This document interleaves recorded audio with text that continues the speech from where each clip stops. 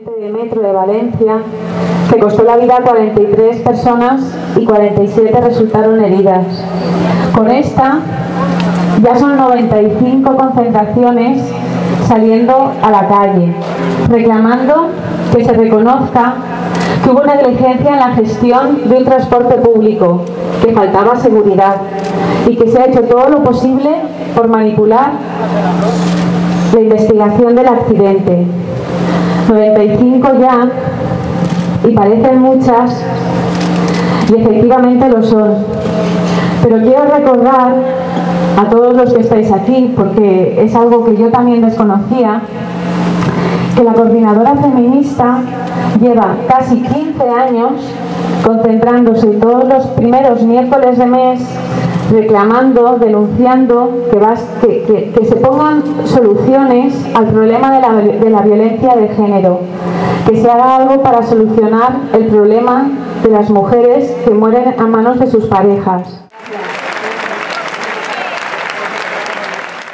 A las víctimas del Spanair, que el pasado 20 de agosto cumplieron su sexto aniversario del fatídico accidente, donde murieron 154 personas y 18 resultaron heridas.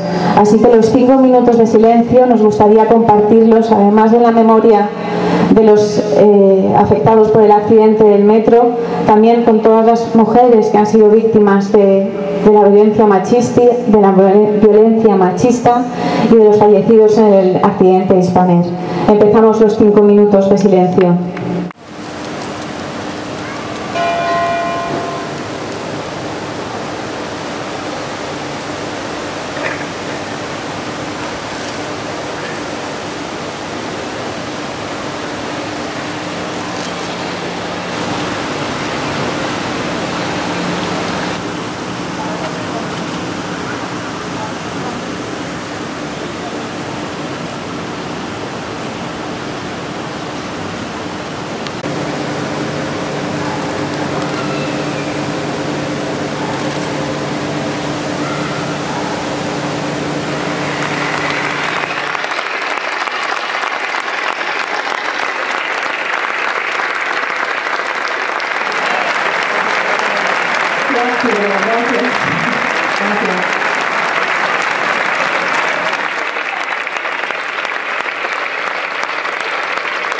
Gracias.